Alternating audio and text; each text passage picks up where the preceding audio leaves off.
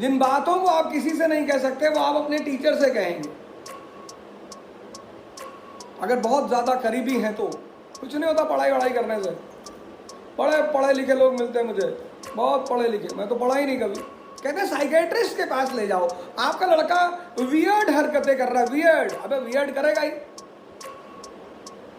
Class 4th के बच्चे को तुम 4 बार बोलते हो जिंदगी में कुछ नहीं कर पाओगे, तो मेरा बच्चा हो तो मैं तो कह दूंगा कि डाल देना मास्टर को, जो अगर तुमसे इस तरह से बात करे तो।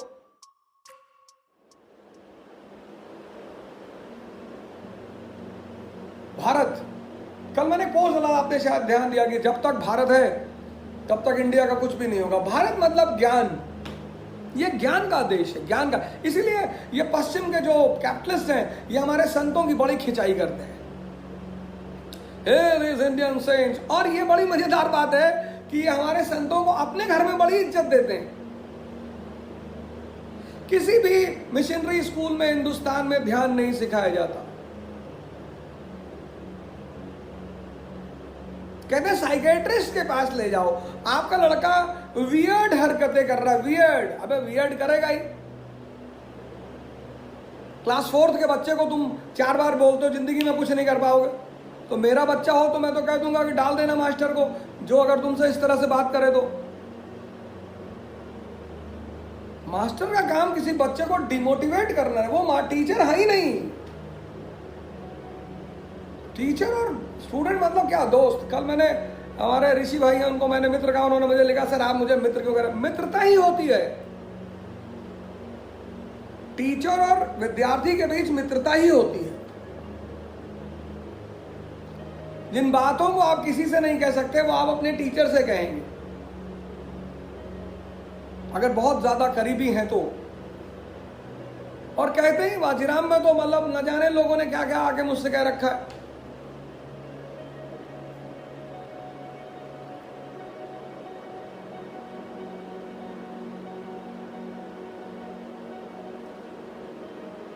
बड़ी प्यारी 2 कैरेक्टर हैं शिवाजी। हिंदू मत देखो, हिंदू देखोगे मामला गड़बड़ा जाएगा। महाराष्ट्र का आदमी बड़ा जो छत्रपति, तुम छत्रपति नहीं, शिवाजी एक अलग आदमी।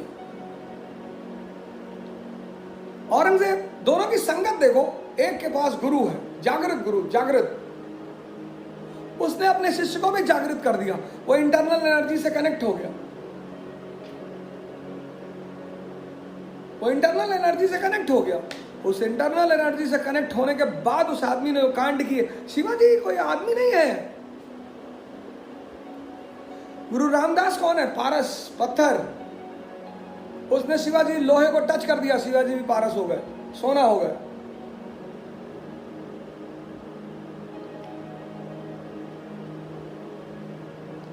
(1656)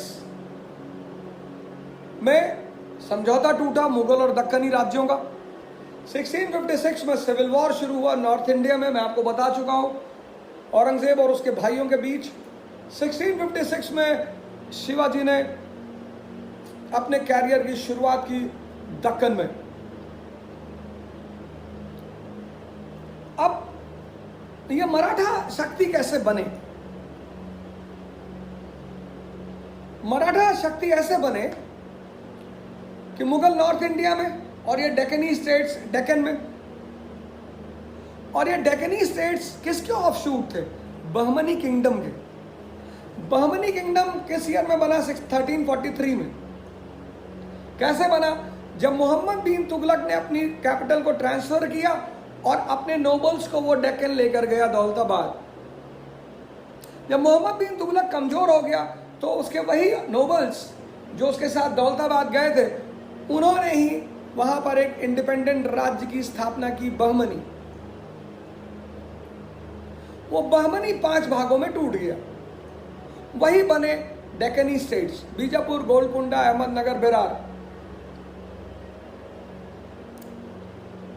तो दोनों विदेशी, मुगल भी बाहर के और डेक्कनी स्टेट्स भी बाहर के। और मराठा और महाराष्ट्र की जो टरेन है वो टफ है। आप कभी मुंबई से शिरडी की तरफ जाइए, टफ टरेन है, पठार है, जंगल है, और रेनी सीजन में तो बड़ा खतरनाक सा समय हो जाता है। वहां गुरिल्ला वॉर की ज्यादा संभावना है। बात हिम्मत की नहीं होती, बात होती टेरेन की। सर 1839 में अंग्रेजों ने एक कांड कर डाला। ये अपने आप को बहुत बड़े सुपर पावर समझते थे इंग्लिश, तो इन्होंने सोचा कि अफगानिस्तान पर हम कब्जा कर ले, अपना आदमी बैठाएंगे अपना, जैसे इन्होंने बंगाल में अपना आदमी बिठाया, अवध में बिठाया, तो इन्होंने सोचा हम अफगानिस्तान में अपना आदमी बिठाएंगे 1839 में। तो इन्होंने जो है, अफगानिस्तान का राजा था दोस्त मोहम्मद, अफगानिस्तान की ये कहानी जानते नहीं थे, अफगानिस्तान की ज्योग्राफी को समझते नहीं थे, वहाँ के लोगों के कैरेक्टर को जानते नहीं थे।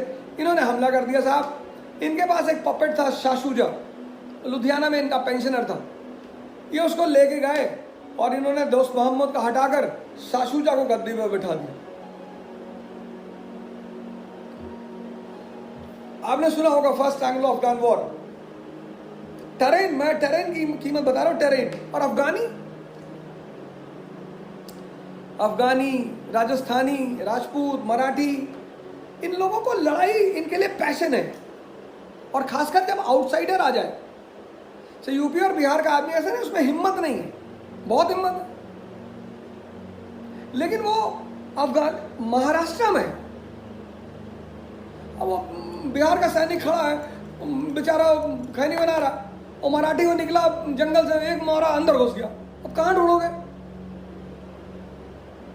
अफगानियों को बड़ा दुख हुआ, ठीक है, इस मुर्दे को लाके बैठा दिया हमारे ऊपर, शाशुजा को, हम लड़ने वाले लोग हैं।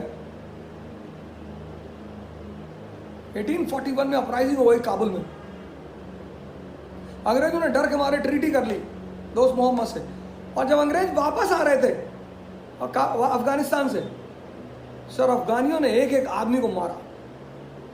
16,000 आदमी में से सिर्फ एक आदमी वापस पहुंचा था।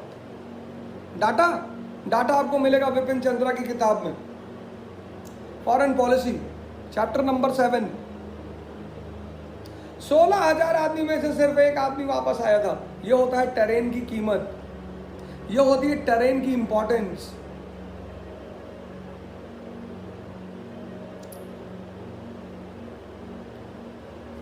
तो जो लोकल मराठी है वो अपने टेरेन को अच्छी तरह समझता था, किस गली से निकलेंगे तो कहां पहुंचेंगे। तो इब्राहिम आदिल शाह जो है, बीजापुर का जो शासक है, उसने मराठों को अपनी सेना में भर्ती किया। जब उसने मराठों को अपनी सेना में भर्ती किया तो मुगलों के खिलाफ उसको एज मिलने लगा। तो जहांगीर ने पूछा, कहा कि यार ये हमारी सेना कैसे हार जा रही, इतनी ताकत, इतना पैसा हम लगा रहे। तो लोगों ने बताया कि साहब उनकी तरफ से लोकल लोग लड़ते हैं, लोकल मराठी लड़ते हैं। तो जहांगीर ने कहा ठीक है यार, तुम भी अपनी सेना में मराठी भरो। तो जहांगीर पहला मुगल शासक है जिसने मराठियों को अपनी सेना में भरना शुरू किया। पहली बार किसने भरा? आदिल शाह। अब दो लोग लड़ रहे हैं, मुगल और मराठा। लड़ कौन रहा है? मराठी, सॉरी, दो लोग लड़ रहे हैं, मुगल और बीजापुर, डेक्कनी स्टेट्स, और दोनों की तरफ से लड़ कौन रहा है? मराठी। यही तो हुआ सेंट्रल एशिया में। वियतनाम में अमेरिका पीटा जा चुका था, अमेरिका ने पॉलिसी अपना ली नॉन इंटरफेरेंस की, सीधे तो हमें जाना ही नहीं।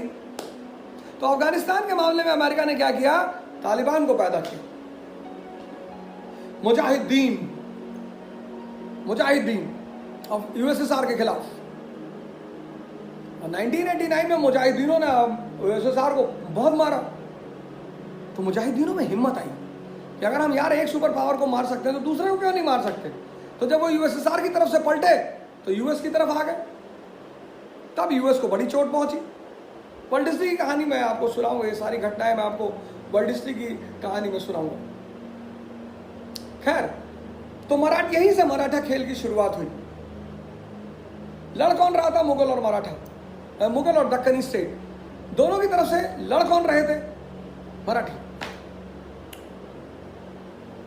मानिक अंबर जो है अहमदनगर का, उसने जमकर भर्ती की मराठों ने और मराठों को एकदम लड़ाकू बना दिया दक्कन को। और मराठा सरदारों की कीमत बढ़ने लगी दक्कन में। और उसी परिस्थिति में शिवाजी जैसे महानायक का जन्म हुआ। और शिवाजी ने देखा जागृत दिमाग है, जिंदा दिमाग है, जिसका दिमाग जिंदा वो महान।